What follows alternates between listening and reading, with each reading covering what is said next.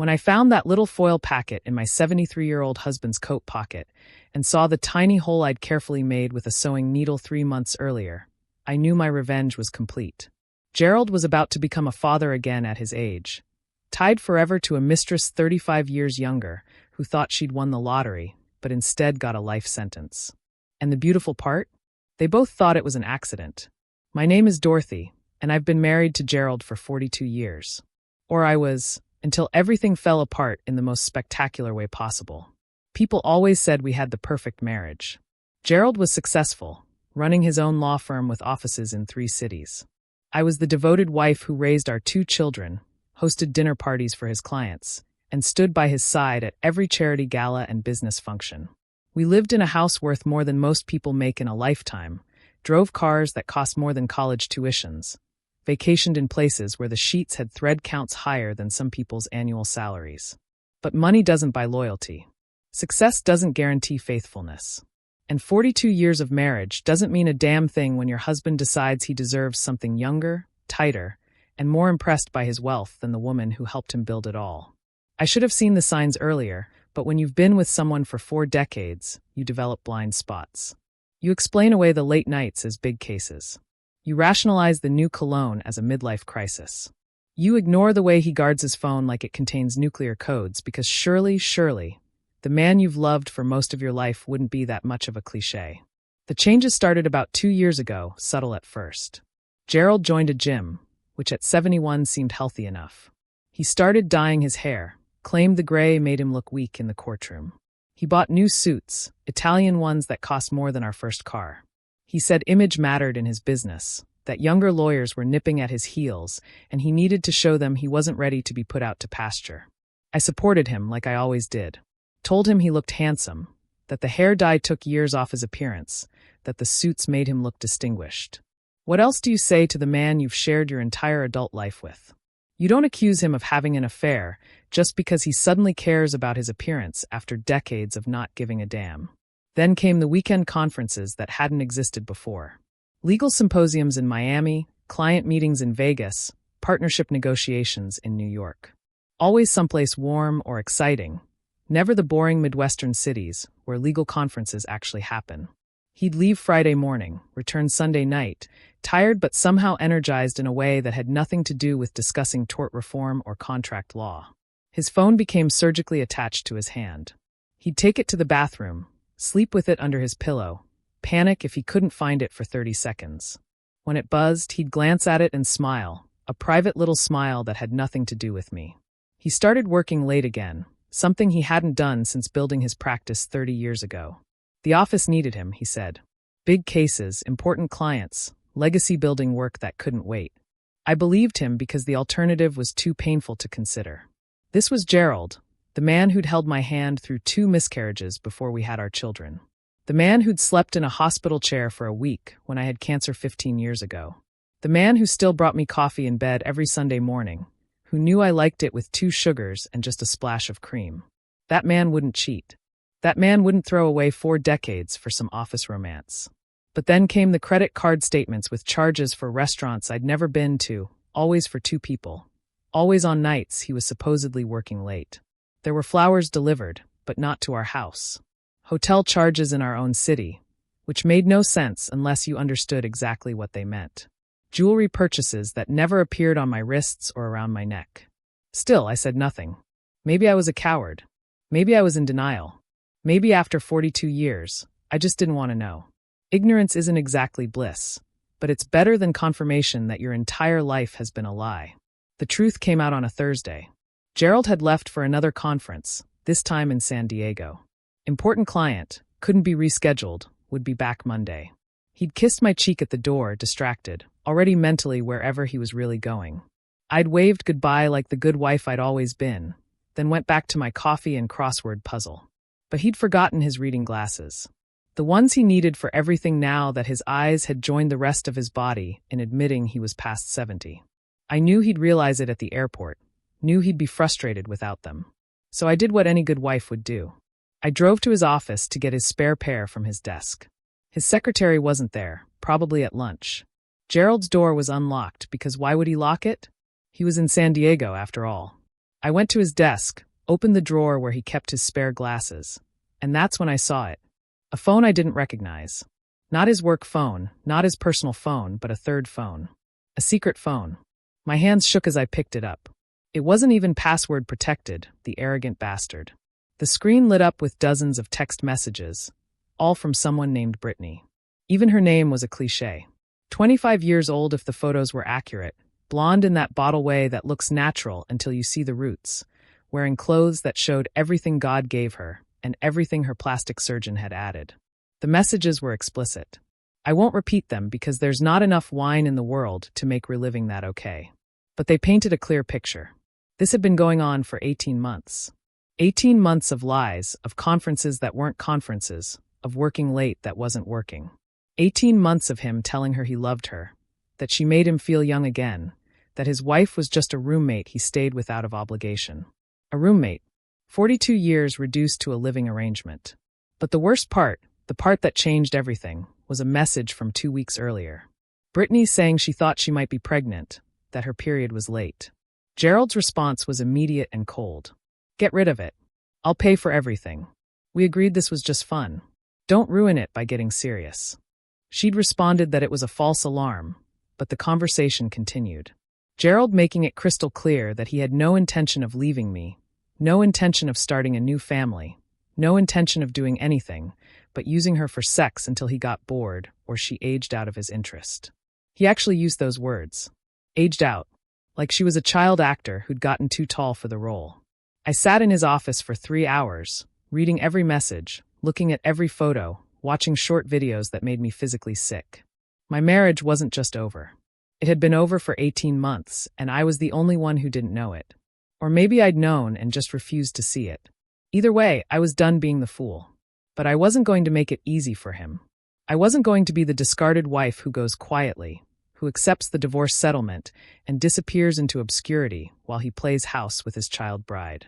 No, Gerald had made a fatal error. He'd underestimated me. He thought I was weak, passive, too invested in our life together to fight back. He was wrong. I put the phone back exactly where I'd found it, took his spare glasses, and drove home. I made dinner like always, watched our shows like always, went to bed at 10:30 like always. But while Gerald was in San Diego or wherever he really was, I was planning. Not the hot-headed revenge of a scorned woman, but something colder, more calculated, more permanent. The idea came to me at 2 a.m, lying in our bed that now felt contaminated. Gerald was meticulous about protection, according to the texts. Paranoid about it, actually. Brittany had complained multiple times about his insistence on condoms, said it ruined the spontaneity. But Gerald was firm. No protection, no sex. He wasn't going to be trapped by some accident, he'd said. Wasn't going to let a gold digger baby trap him. Gold digger. That's what he called the woman he claimed to love.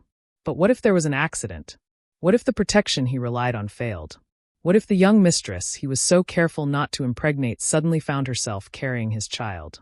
At 73, Gerald would be 91 when the kid graduated high school. If he even lived that long. And Brittany, young, beautiful Brittany, who thought she was playing the long game for his money, would find herself tied to an elderly man and a baby she never wanted. It was perfect. Poetic, even. Gerald came home Monday night, cheerful and relaxed in that way that now made my stomach turn. He talked about the conference, the client, the deal he'd closed. All lies that rolled off his tongue like honey. I smiled, nodded, asked the right questions. The perfect wife, right until the end. That night, while he showered, I went through his luggage. The condoms were in the inside pocket of his toiletry bag, a box of ultra-thin something or others that promised maximum sensation. There were 3 left in a box of 12. Busy weekend in San Diego, apparently. I took them to the kitchen, got my finest sewing needle, the one I used for delicate embroidery. Under the bright light over the stove, I carefully, methodically, put a single tiny hole in each packet. Not a tear, not a rip, just a pinprick that would be invisible unless you were looking for it. The kind of hole that would let just enough through to change everything.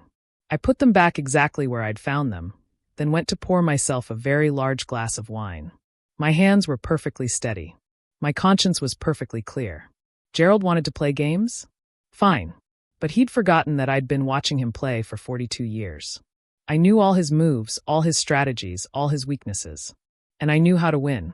The next few weeks were an exercise in patience. Gerald continued his routine, the gym, the late nights, the weekend conferences. I continued mine, the good wife who suspected nothing, who kept his house perfect and his life organized while he destroyed everything we'd built together.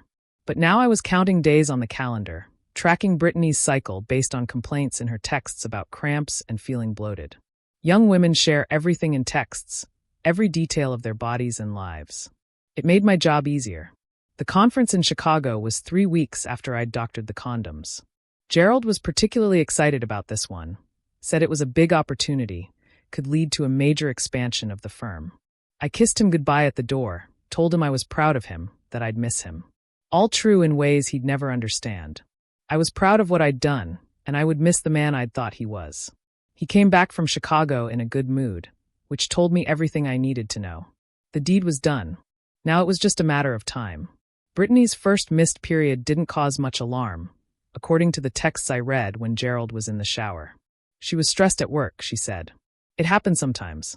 Gerald was sympathetic, but reminded her to be careful, to take her pills on time. He had no idea that all the pills in the world wouldn't matter when the barrier he trusted had been compromised.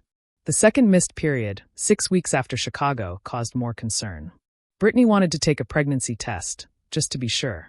Gerald tried to calm her down, said stress could delay things, that she was overreacting. But I could see the panic in his responses, the extra spaces between words where he was choosing them carefully. He suggested she wait another week, see if things sorted themselves out. They didn't. The positive pregnancy test came on a Tuesday. I knew because Gerald came home that night looking like he'd been hit by a truck. He barely touched his dinner, said he was coming down with something, went to bed at 8 o'clock. I played the concerned wife, brought him tea, asked if he needed anything. He just stared at the ceiling, no doubt calculating how his perfect little affair had gone so wrong. Brittany wanted to keep the baby. Of course she did. She was 25, in love with a man she thought loved her back, carrying the child of someone successful enough to provide a life she could never afford on her own. She sent him ultrasound photos, talked about baby names, discussed nursery colors. Each text was like a noose tightening around Gerald's neck. He tried to convince her to terminate. Offered her money, a lot of money, to make the problem go away. But Brittany was offended, hurt that the man who claimed to love her wanted to kill their child. That's how she phrased it. Their child. Like they were a real couple, like this was planned, like Gerald wasn't old enough to be her grandfather. The arguments got worse. Brittany threatened to tell me, to tell Gerald's partners, to go public with their affair if he didn't support her decision. Gerald panicked, promised her anything she wanted as long as she kept quiet. He'd pay for everything, set her up in a nice apartment, take care of all the baby's needs. Just please don't tell anyone yet. He needed time to figure things out. Time to figure out how to spin this disaster, he meant. Time to manage the narrative, minimize the damage, maybe convince me to forgive him since he'd been trying to make me leave for years according to what he told Brittany. The lies he told her about me were almost as painful as the affair itself. That I was cold, unloving, that we hadn't been intimate in years. That I was mentally unstable, on medication, that leaving me might push me over the edge. All lies. We'd made love just the week before he left for Chicago, mechanical on his part maybe, but I hadn't known that at the time. I wasn't on medication unless you counted the occasional Advil for arthritis. And the only edge I was on was the edge of destroying his entire world. 3 months into the pregnancy, Brittany started showing. She was proud of her little bump, sent Gerald photos daily, demanded he come to doctor's appointments. Gerald made excuses, said he was in court, in meetings, traveling for work. But really, he was sitting in his office, staring at the walls, trying to figure out how a man who'd been so careful had ended up in this position. He started making mistakes at work. Missed deadlines, forgot meetings, snapped at clients. His partners noticed, asked if everything was okay. The stress was eating him alive, aging him rapidly. His hair, even dyed, looked brittle. His face developed new lines daily. His hands shook when he thought no one was looking. Good. Let him suffer. Brittany grew impatient with the secrecy. She wanted to post about her pregnancy on social media, wanted to celebrate this blessing, as she called it. Gerald begged for more time, said he was working on the divorce, that these things had to be handled delicately. More lies, but Brittany was young and naive enough to believe them. For months in, Brittany found out she was having a boy. Gerald's son. His heir, she said, like this was some medieval dynasty. She'd already picked a name. Gerald Jr., the narcissism of it was breathtaking. Did she really think Gerald wanted a junior at 73? Did she think he'd be teaching this kid to throw a baseball from a wheelchair? The text became demands. She needed money for baby clothes, for furniture, for prenatal vitamins that apparently cost more than gold. Gerald paid everything, hemorrhaging money to keep her quiet while trying to maintain our lifestyle, so I wouldn't notice. But I noticed. I noticed everything. The way he'd started selling stocks, liquidating investments, moving money around like a shell game. 5 months in, Brittany gave him an ultimatum. Tell me by the end of the month, or she'd show up at our house and tell me herself. She was tired of being hidden, tired of being treated like a shameful secret. She was carrying his child. She deserved respect, recognition, acknowledgement.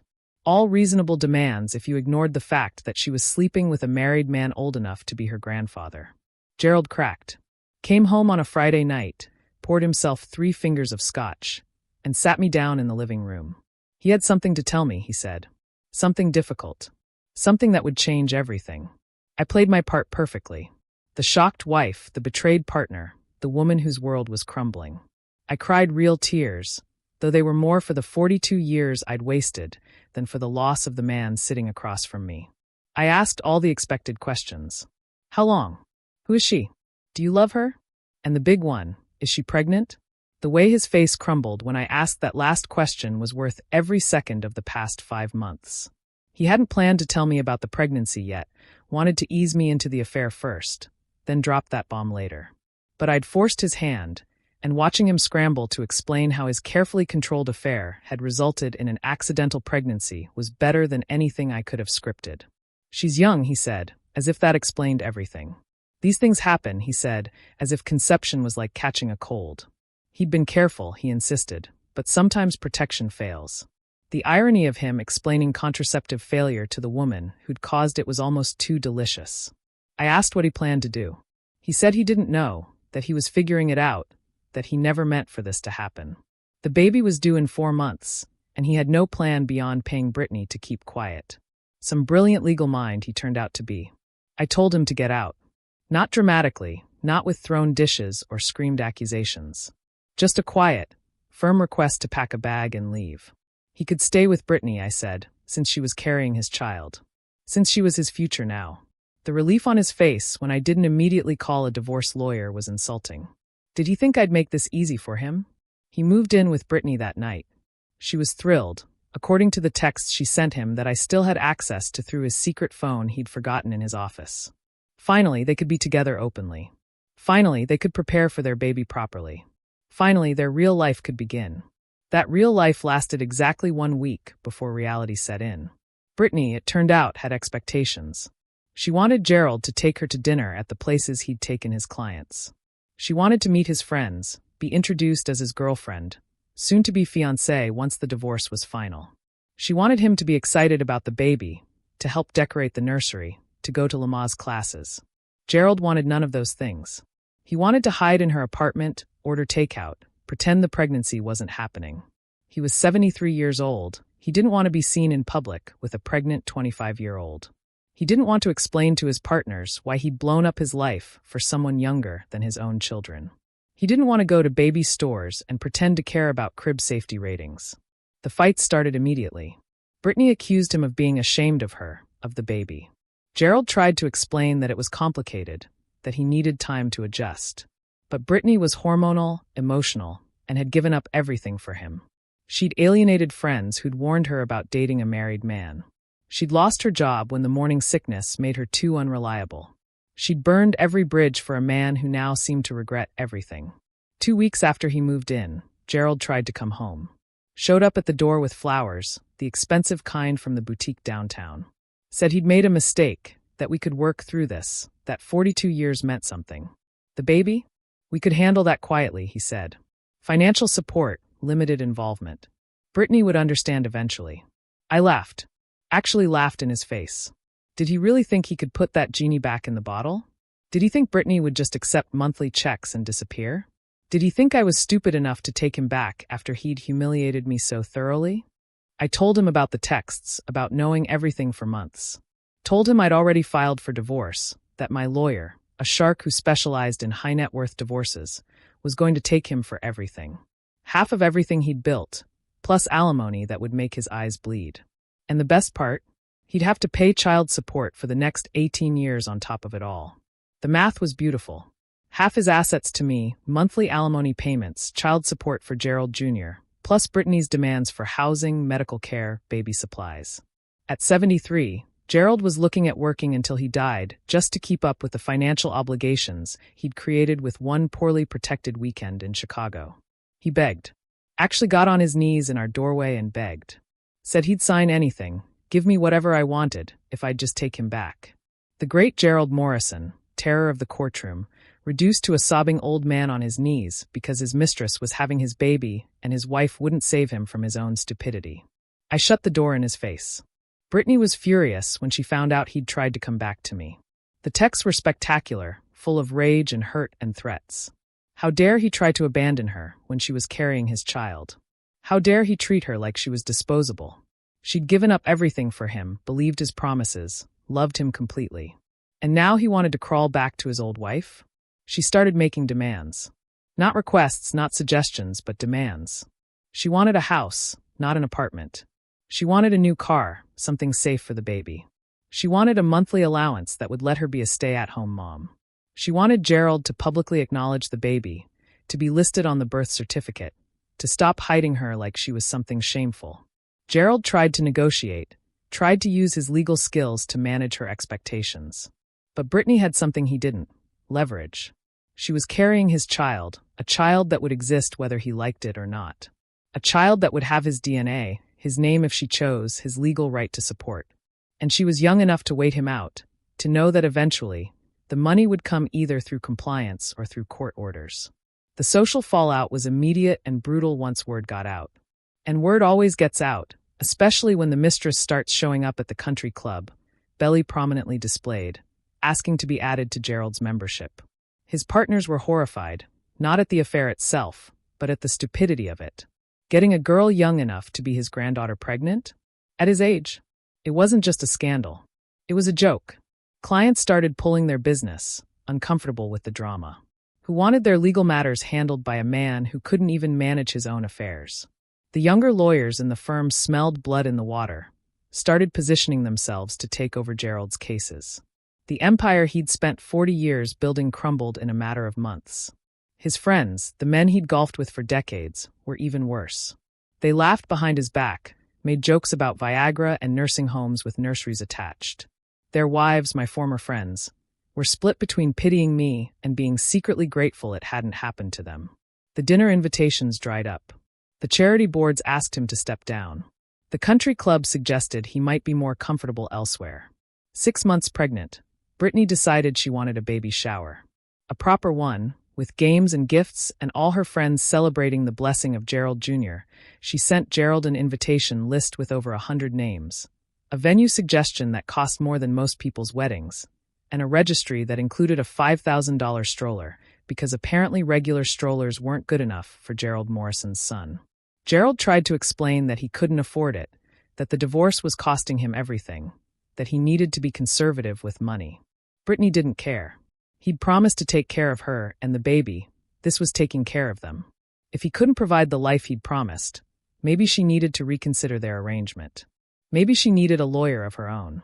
The threat was clear. Play ball or face a custody battle with a woman young enough to garner sympathy from any judge. Carrying a baby she could claim was conceived under false pretenses by a man who'd lied about leaving his wife. Gerald paid for the baby shower.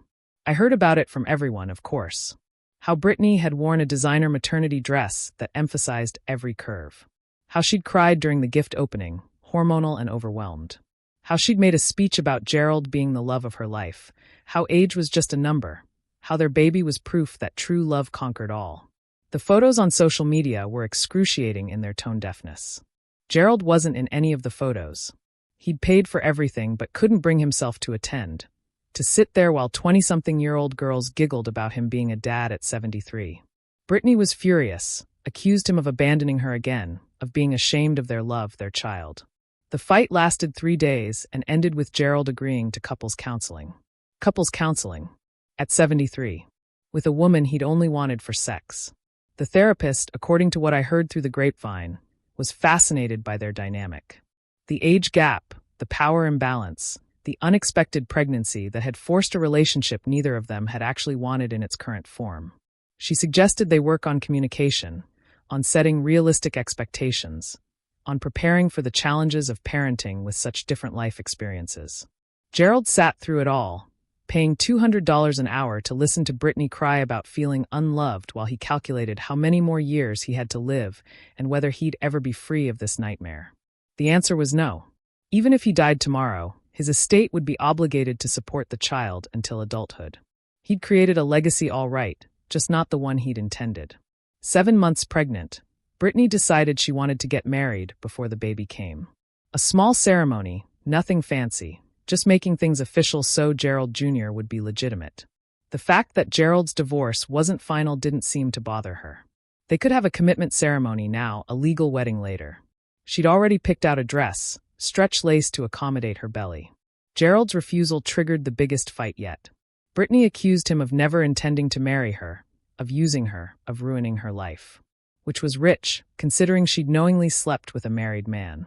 But victims never see themselves clearly, and Brittany had convinced herself she was the wronged party in all of this. She moved back in with her parents, who lived in a small town 2 hours away.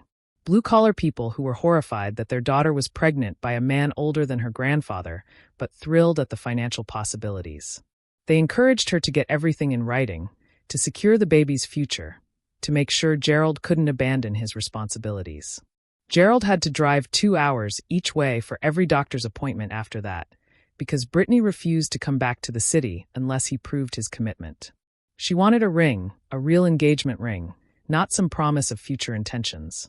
She wanted a nursery set up in his apartment, proof that he intended to be a father. She wanted his family to acknowledge the baby, for his children from his first marriage to accept their new sibling. My children, our children, were mortified. Our daughter, 38 and married with 3 kids of her own, couldn't believe her father had been so stupid.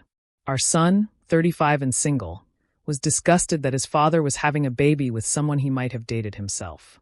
They cut Gerald off completely, refused to acknowledge Brittany or the baby, said they already had a father and didn't need to watch him play daddy to an infant at his age. The isolation was complete. Gerald had lost his wife, his children, his friends, his reputation, and most of his money.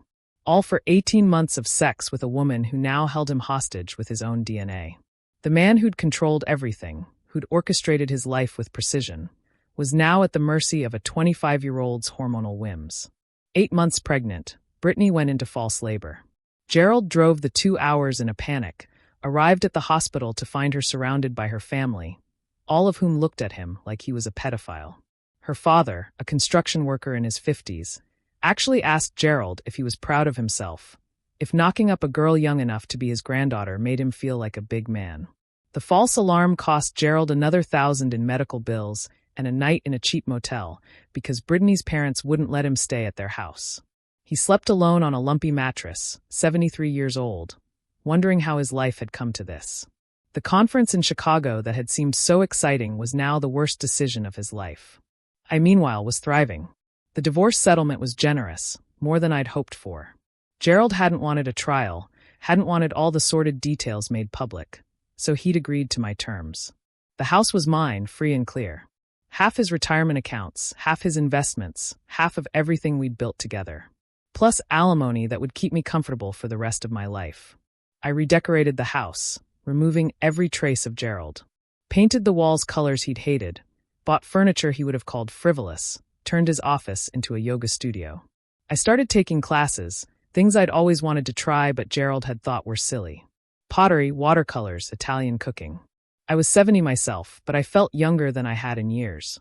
The women at the country club were surprisingly supportive.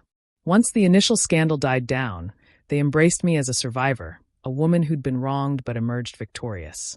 They invited me to lunches, included me in their book clubs, made sure I wasn't alone. Some of them confessed their own suspicions about their husbands, their own fears of being replaced by younger models. But I was the only one whose husband had been stupid enough to get his mistress pregnant. That detail elevated my story from common adultery to epic disaster. The women spoke of it in hushed tones, amazed at the poetic justice of it all. Gerald trapped by his own lust, anchored to a child he'd never wanted with a woman he'd only meant to use and discard. 9 months arrived with all the drama Brittany could muster. Her water broke at 3 in the morning, and she called Gerald screaming that he needed to be there, that she couldn't do this alone, that he'd promised to support her. Gerald, who'd been sleeping in his empty apartment, drove those 2 hours in his pajamas, arriving just as Brittany was being wheeled into delivery. The birth was long and complicated. Brittany wanted Gerald in the room, holding her hand, coaching her breathing.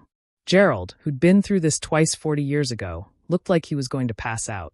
The nurses kept shooting him concerned glances, probably wondering if they'd need to treat him for a heart attack while delivering his baby. 16 hours of labor later, Gerald Jr. was born. 7 pounds, 3 ounces of consequences that would last the rest of Gerald's life. The baby looked nothing like Gerald, all Brittany's features, but that didn't matter.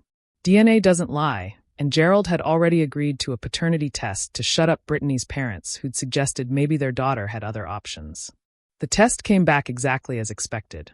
Gerald Morrison was the father at 73 of a baby boy whose mother was already planning his first birthday party and asking about private preschools. The birth certificate listed Gerald as the father, his age a glaring contrast to Brittany's 25. The nurse who processed it actually asked if it was a typo. Brittany expected Gerald to be overjoyed, to hold his son with pride, to take photos for social media announcements. Instead, Gerald held the baby like it was a live grenade, terrified and awkward. This wasn't his grandchild he could hand back. This was his responsibility, his obligation, his life sentence. At 73, he was starting over with midnight feedings and diaper changes. The reality hit immediately. Brittany needed to recover from the birth, couldn't manage alone. Her parents worked, couldn't help during the day. Gerald had to take time off work, what was left of his work, to help with the baby. His partners suggested maybe it was time he considered retirement, a polite way of saying his presence was becoming embarrassing. Gerald Jr. was colicky, crying for hours no matter what they did. Brittany, exhausted and overwhelmed, snapped at Gerald constantly. He wasn't holding the baby right, wasn't changing diapers fast enough, wasn't being supportive enough. She'd given him a son. The least he could do was act grateful. The fact that neither of them had wanted this son seemed lost on her. 2 weeks postpartum, Brittany had a breakdown. Called Gerald sobbing, saying she couldn't do this, that she'd made a mistake, that she was too young to be a mother. Gerald rushed over to find her parents, trying to calm her, while the baby screamed in his crib.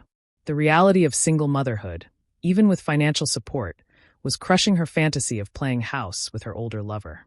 Gerald had to hire a night nurse, an expense he couldn't afford but couldn't avoid.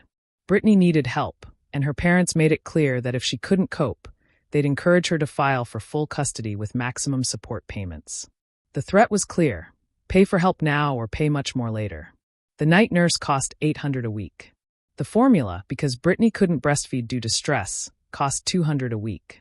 Diapers, clothes that the baby outgrew immediately, medical copays for constant checkups. It all added up to more than Gerald had ever imagined. His retirement accounts drained faster than water in a broken dam. 3 months after Gerald Jr.'s birth, reality had fully set in for everyone. Brittany was miserable, trapped with a baby she'd thought would secure her future, but had instead locked her into a life of single motherhood. Gerald was broke, exhausted, and aged a decade in those 3 months. And I was at peace for the first time in years, living my life free from the man who'd betrayed me so thoroughly. But the story wasn't over. Brittany, in her desperation, reached out to me through social media. Could we meet? She needed to talk to someone who understood Gerald, who knew what he was really like. She was lost, confused, needed advice from someone who'd survived 42 years with him. I agreed to meet her, curiosity overcoming sense.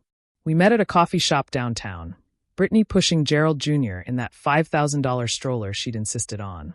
She looked exhausted, nothing like the glowing mistress from the photos I'd seen. Motherhood had aged her, stolen that youth Gerald had been so attracted to. She looked older than 25 now, worn down by reality. She started crying before she even sat down, apologizing for everything, for the affair, for breaking up my marriage, for being so stupid. She hadn't known he was married at first, she claimed, and by the time she found out, she was already in love. The oldest story in the book, told by the newest fool to fall for it. I let her talk, let her unburden herself about how hard everything was. Gerald barely helped with the baby, she said. He complained about the crying, about the expense, about having to drive to see them. He wasn't the man she'd thought he was. Wasn't the loving partner he'd pretended to be during their affair. He was cold, distant, resentful of the baby he'd never wanted. Did you know? She asked suddenly. About the affair? Before he told you? I looked at this girl, barely older than my own daughter, holding a baby she'd never planned for with a man who'd never loved her, and I told the truth. Yes, I said. I knew for months before he confessed. Her face crumpled. Then why didn't you stop it? Why didn't you confront him? Why did you let it go on? Because, I said carefully, sometimes people need to face the consequences of their choices.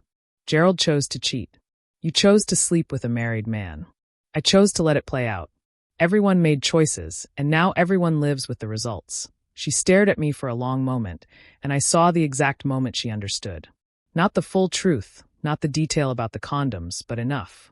She understood that I'd known, I'd waited, I'd let them destroy themselves. Her face went from confusion to horror to something like respect. You let him hang himself, she whispered. You knew he'd ruin everything, and you let him. I sipped my coffee, neither confirming nor denying. Brittany looked down at Gerald Jr., sleeping peacefully for once, and laughed bitterly. He trapped me, she said. Told me he loved me, that he'd leave you, that we'd have a life together. But he never meant any of it, did he? I was just entertainment, a distraction from getting old.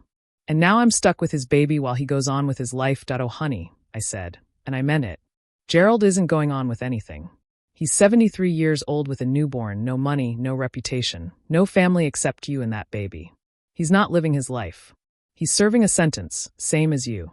She started crying again, ugly sobs that woke the baby. Gerald Jr. immediately started screaming, that piercing cry that goes straight through your skull.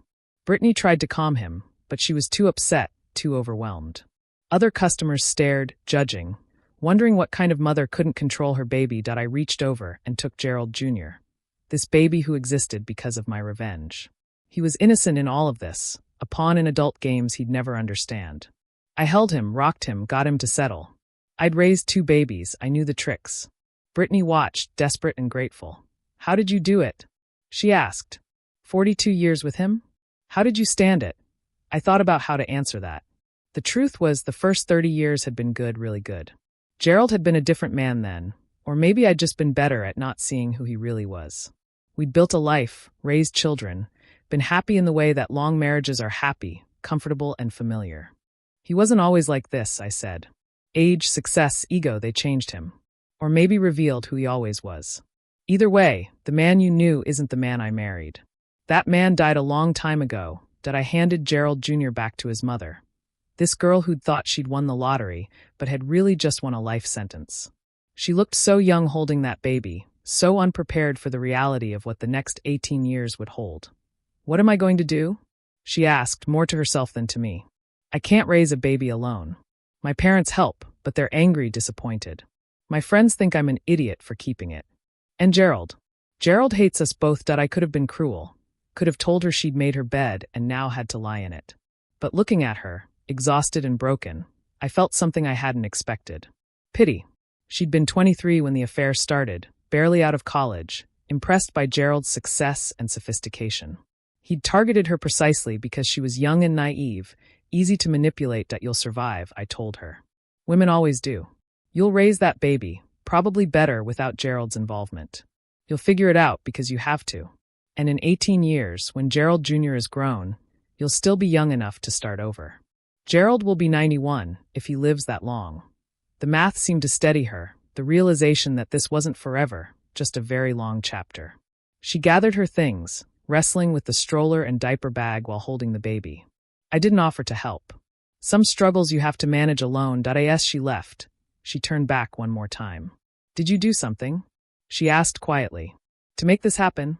The pregnancy? I smiled, the same polite smile I'd perfected over 42 years of marriage.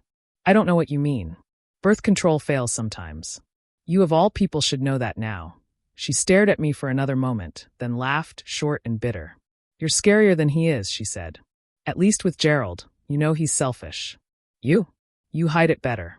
She left then, pushing that expensive stroller down the street, a 25-year-old girl with a 3-month-old baby and a 73-year-old baby daddy who wished they'd both disappear.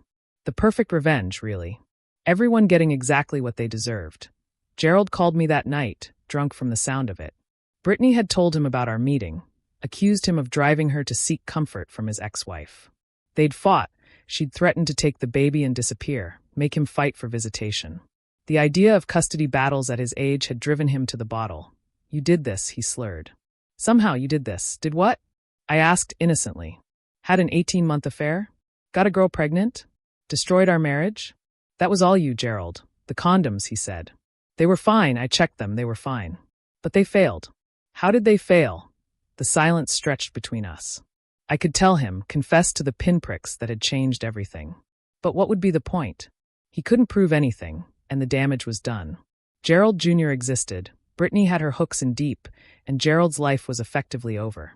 "Sometimes things just fail, Gerald," I said. "Like marriages. Like trust. Like careful plans. Sometimes life gives you exactly what you deserve, whether you want it or not." He hung up on me, but not before I heard him start to cry.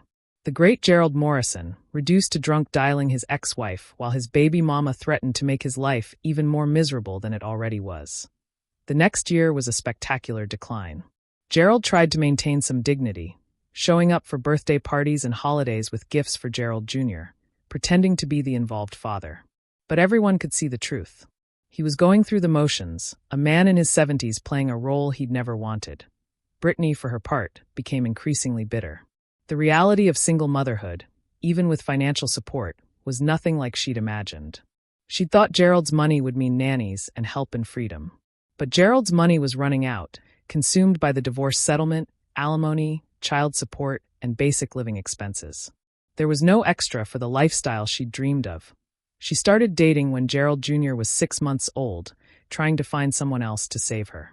But what man wants to date a 26-year-old with a baby whose father is old enough for Social Security? The ones who were interested were usually looking for someone desperate enough to accept less than they deserved. Brittany learned what millions of single mothers already knew.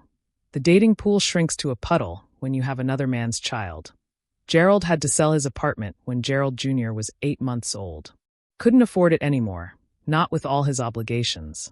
He moved into a one-bedroom in a less fashionable neighborhood, the kind of place he would have sneered at 5 years earlier. His name was still on the building directory, but now it was apartment 4B instead of the penthouse. His health started declining rapidly after Gerald Jr.'s first birthday. The stress, the lack of sleep when he had visitation, the constant fighting with Brittany, it all took its toll. He had a mild heart attack at 74, spent a week in the hospital, while Brittany complained about having to manage alone. His children, our children, didn't visit. They'd written him off completely. I heard about the heart attack through mutual friends. Felt nothing beyond mild curiosity about whether he'd survive. He did, but he was diminished, frilier, moving like the old man he'd been pretending he wasn't. The virile lover who'd seduced Brittany was gone, replaced by someone who needed to sit down after climbing stairs. Brittany was disgusted by his weakness. You could see it in her face at Gerald Jr.'s first birthday party. I wasn't invited, of course, but photos ended up on social media. Gerald sitting in a chair while toddlers ran around him. Brittany standing as far away as possible, Gerald Jr. crying in every photo. The happy family nobody wanted to be. By the time Gerald Jr. was 18 months old, the situation had devolved into open warfare. Brittany wanted to move back to the city, said her parents' town had no opportunities. Gerald couldn't afford to support her in the city, suggested she get a job. She laughed in his face, reminded him that childcare would cost more than she could earn, that he'd promised to support them, that she'd given up everything for him. The truth was, neither of them could afford to live the way they wanted. Brittany's dreams of being a kept woman had crashed into the reality of Gerald's financial obligations.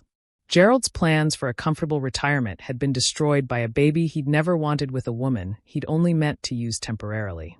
They were both trapped, both miserable, both looking for someone to blame. 2 years after Gerald Jr.'s birth, Brittany did something unexpected. She applied to nursing school, decided to make something of herself despite the baby, despite Gerald, despite everything. Her parents would help with childcare while she was in class. Gerald would have to pay for it all, of course, tuition and books and living expenses for the 3 years it would take. But she was determined to have a life beyond being Gerald's baby mama. Gerald fought it, said he couldn't afford nursing school on top of everything else. Brittany's lawyer, because she had one now, argued that education expenses were part of supporting her while she raised his child. The judge agreed. At 75, Gerald was ordered to pay for his 27-year-old baby mama to go to nursing school, while also paying child support and her living expenses. He called me after the ruling. Not drunk this time, just defeated. "I'm going to die broke," he said. "Working until I drop dead to pay for a mistake that was never supposed to happen." I felt no sympathy. "You made choices, Gerald. Now you live with them. Or die with them. Either way, they're your consequences to face. Do you hate me that much?" he asked. "After everything we had, everything we built, do you really hate me enough to enjoy this?" I thought about it, really considered the question. "No," I said finally. "I don't hate you, Gerald. Hate takes energy I don't want to waste on you. I nothing you. You're just someone I used to know who made stupid choices and is now facing stupid consequences. But you knew," he said again. "When I came home from Chicago, when everything was normal, you knew Brittany was pregnant, didn't you?" "How could I know that?" I asked. "I'm not psychic. Birth control fails, Gerald. Condoms break. Especially when you're careless, when you're focused on the thrill instead of the protection. You were always careless when you thought you were getting away with something. It was as close to a confession as he'd ever get, and we both knew it." The silence stretched between us, 42 years of marriage reduced to accusation and implication. "Are you happy?" he asked finally. "With how everything turned out?" I looked around my lovely redecorated home, thought about my freedom, my peace, my life without his betrayal and lies. "Yes," I said simply. "I'm very happy. Are you?" He hung up without answering, but we both knew the truth. Gerald was miserable, would be miserable for whatever years he had left. Tied to a woman who resented him, responsible for a child he didn't want, broke and broken at 75. The perfect sentence for his crimes, really. Brittany graduated from nursing school when Gerald Jr. was 5. Gerald attended the graduation, had to, since he'd paid for it. He looked ancient in the photos, could have been Brittany's grandfather, was old enough to be Gerald Jr.'s great-grandfather. The other families stared, whispered, judged. Brittany's parents sat as far from Gerald as possible, still disgusted by the man who'd ruined their daughter's youth. With her nursing degree, Brittany finally had options. She got a job at a hospital, started making her own money, began talking about reducing Gerald's support payments, since she was now self-sufficient. Gerald's relief was short-lived when her lawyer clarified that child support would continue unchanged, and any reduction in her support would be minimal since she'd sacrificed years of earning potential raising his child. Gerald Jr. started kindergarten that year. 5 years old, he looked nothing like Gerald, all his mother's features and coloring. But the birth certificate didn't lie, and neither did the DNA test Brittany had insisted on to shut down any future challenges. This was Gerald's son, his responsibility, his legacy whether he wanted it or not. The school pickup and drop-off became another battle. Gerald was supposed to share custody, but he could barely manage a 5-year-old. Gerald Jr. didn't know him well, cried when left alone with him, called him Mr. Gerald instead of Dad. The court-appointed child psychologist said it would take time to build a relationship, but Gerald didn't have time. He was 78 and fading. I ran into them once at the grocery store. Gerald shuffling behind an energetic 5-year-old who was grabbing everything off the shelves while Brittany checked her phone, ignoring both of them. Gerald looked up, saw me, and for a moment his face showed everything: regret, exhaustion, defeat. I nodded politely and moved on. We had nothing to say to each other anymore. His second heart attack came when Gerald Jr. was 6. More serious this time, requiring surgery. Brittany was furious that he might die and leave her with full custody and only survivor benefits instead of active support. She actually yelled at him in the hospital, according to the nurses, about being selfish enough to have health problems when she needed his money. He survived, but barely. Needed a walker after that, couldn't drive anymore, had to hire services for everything. The man who'd prided himself on his vitality, who'd seduced a woman 50 years his junior, was now every bit the old man he'd been pretending he wasn't. The cosmic justice of it was almost too perfect.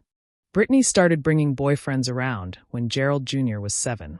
Younger men, age-appropriate men, who looked at Gerald with a mixture of pity and disgust when they realized he was the baby daddy. One of them actually asked Gerald how he'd managed it, getting a girl like Brittany pregnant at his age. The humiliation was complete. By the time Gerald Jr. turned 8, Gerald was in assisted living. Couldn't manage alone anymore, needed help with everything. The facility cost more than his Social Security and pension combined, but he had to make it work. Brittany brought Gerald Jr. to visit once a month, duty visits that nobody enjoyed. The other residents assumed Gerald Jr. was his great-grandson until Brittany corrected them, always loudly, always with the edge of cruelty. That I heard about all of this through the grapevine. Friends who thought I should know, who wanted to make sure I understood how thoroughly Gerald had destroyed himself. As if I needed confirmation. As if I hadn't orchestrated the whole thing with 3 tiny pinpricks in some foil packets. Gerald died when Gerald Jr. was 9. 79 years old, massive stroke, gone before the ambulance arrived. Brittany called me, of all people, to tell me. Not our children, who'd already mourned the father they'd lost years ago. But me, the ex-wife who'd been replaced and then outlived the replacement. She wanted to know about funeral arrangements, about insurance policies, about anything that might be left. The vulture circling even before the body was cold. I told her Gerald had nothing left but debts and obligations. The life insurance had been cashed out to pay for his care. The retirement accounts were empty. There was nothing for her, nothing for Gerald Jr., nothing for anyone. She cried then, not for Gerald but for herself.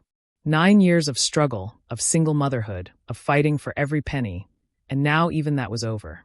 She had her nursing degree, her job, her life to live, but she also had a 9-year-old son whose father was dead and whose inheritance was nothing but a cautionary tale. The funeral was small. Our children came, briefly, to pay respects to the man their father had been before Brittany. A few old colleagues showed up out of obligation. Brittany sat in the front row with Gerald Jr., who looked bored and kept asking when they could leave. The service was generic, nothing personal, because nobody wanted to speak about what Gerald had become in his final years. That I didn't attend. There was nothing for me there, no closure needed, no goodbye necessary. Gerald had been dead to me since the day I discovered his affair. Everything after that was just waiting for his body to catch up with the truth. Brittany approached me one last time, a month after the funeral. She needed help, she said. Gerald Jr. was asking questions about his father, about why he was so old, about why he died. She didn't know what to tell him, how to explain the reality of his origins. How do you tell a 9-year-old that he exists because his father was cheating on his wife and his mother was hoping to cash in? Tell him the truth, I said. In age-appropriate terms, but the truth. His father was older, made choices that resulted in Gerald Jr.'s existence, and despite everything, the boy was loved. Maybe not the way he should have been, maybe not by the people who should have loved him, but loved nonetheless. Do you hate him? She asked, meaning Gerald Jr. for existing? For ruining everything? I looked at this woman who'd aged 15 years in the 9 years since she'd had her baby. Still young at 34, but worn down, tired, facing single motherhood without even the financial support she'd counted on. No, I said. He's innocent in all of this. You were young and stupid. Gerald was old and stupid. I was angry and perhaps cruel. But Gerald Jr.? He's just a little boy who didn't ask for any of this. She nodded, gathered her courage, and asked the question I'd been waiting 9 years to hear. The condoms, she said quietly. You did something to them, didn't you? I smiled, the same smile I'd perfected over 42 years of marriage and 9 years of divorce. Condoms fail, Brittany. Especially when you're not careful. When you're focused on the pleasure instead of the protection. When you trust that everything will work out the way you planned. Gerald learned that lesson too late. So did you. She stared at me for a long moment, understanding everything and nothing all at once. You're terrifying, she said finally. You destroyed him completely, and nobody even knows you did it. I destroyed nothing, I said calmly. Gerald destroyed himself the moment he chose to cheat. You helped by being willing to sleep with a married man. I just failed to prevent the consequences you both deserved. There's a difference between causing something and simply not preventing it. That's semantics, she said. That's truth, I countered. And the truth is, you both got exactly what you earned. Gerald got a baby at 73 that drained his finances and ruined his reputation. You got tied to an elderly man who resented you both. And I got my freedom and peace. Everyone received their just rewards. She left then, probably hating me, definitely fearing me, absolutely understanding that she'd been outplayed by someone she'd dismissed as the bitter ex-wife. The student who thought she was clever had met the master who'd been playing the game since before she was born. I'm 80 now, living my best life in my beautiful home. I travel when I want, take classes that interest me, spend time with our children who've forgiven me for staying with their father as long as I did. They don't know about the condoms, of course. They think it was cosmic justice, karma, divine intervention. Let them think that. The truth would only complicate things. Brittany messages me occasionally, usually when Gerald Jr. asks about his father or his father's family. She's remarried now, to a nice man her own age who's raising Gerald Jr. as his own. They have 2 more children together, a normal family built on the ashes of her catastrophic mistake. Gerald Jr. is 18 now, heading to college. A young man who barely remembers the ancient father who died when he was 9. Sometimes I wonder if I should feel guilty about what I did.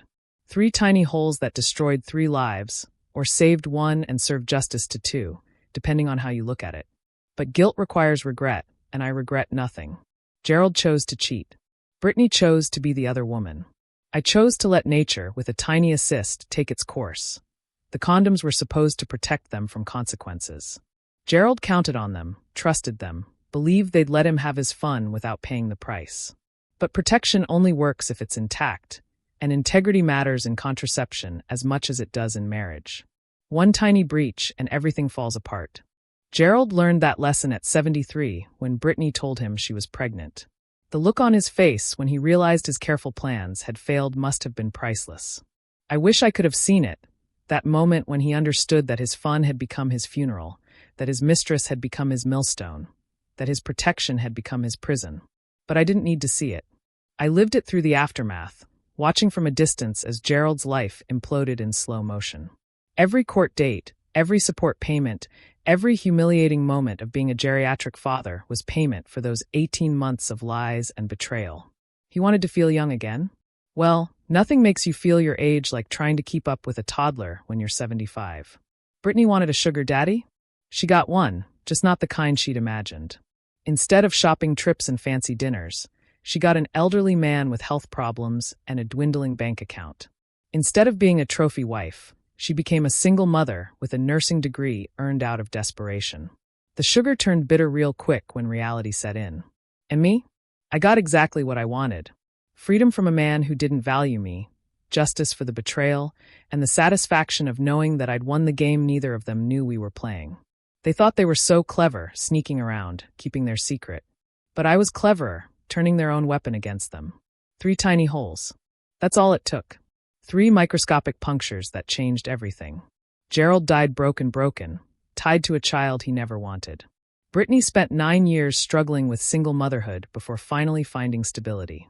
And Gerald Jr., innocent in all of this, at least got to exist, even if his origin story is a cautionary tale about the dangers of infidelity and the power of patient revenge.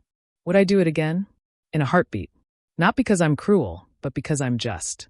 Gerald and Brittany made choices that hurt me, that destroyed our marriage, that treated me like I was disposable.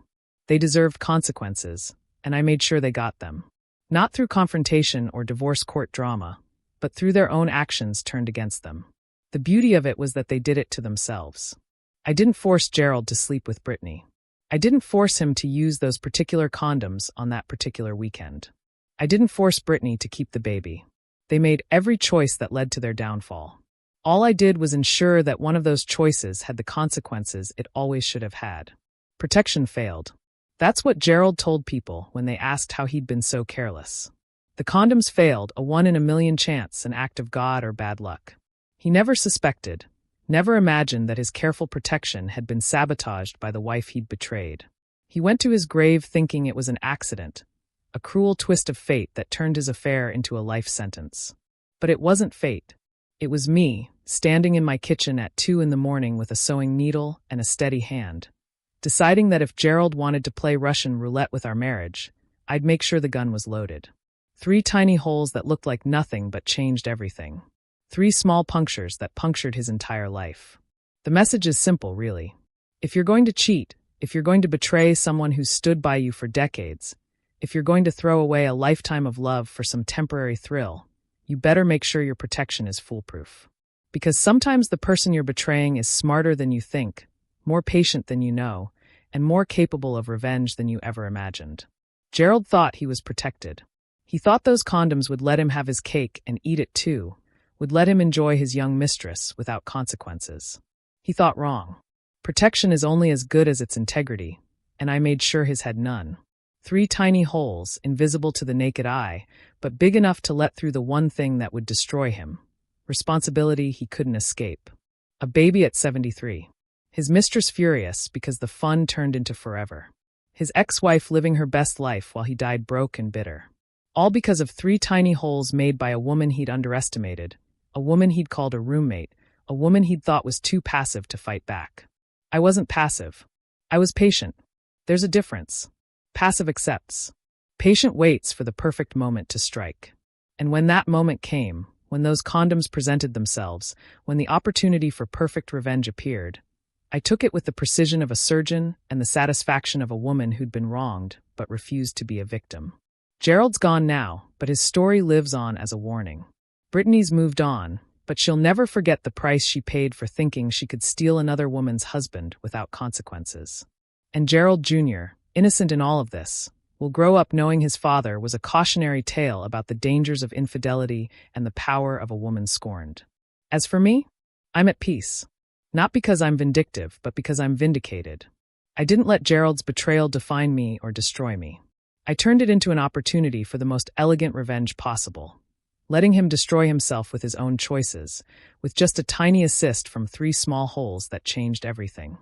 That's my story. The story of how I poked holes in my cheating husband's protection and watched him become a father at 73. The story of how his mistress got everything she thought she wanted and nothing she actually needed. The story of how sometimes the best revenge isn't loud or dramatic, but quiet and patient and devastating in its completeness. The condoms failed. That's the official story. But we know the truth. They didn't fail. They were failed. By me. With a needle. In the dark. While my cheating husband slept in our bed dreaming of his young mistress, not knowing he was about to become a father again at an age when most men are grandfathers or great-grandfathers. 3 tiny holes that brought down an empire of lies. 3 small punctures that punctured his entire future. 3 microscopic breaches that breached everything he'd tried to protect. That's all it took. That's all it ever takes.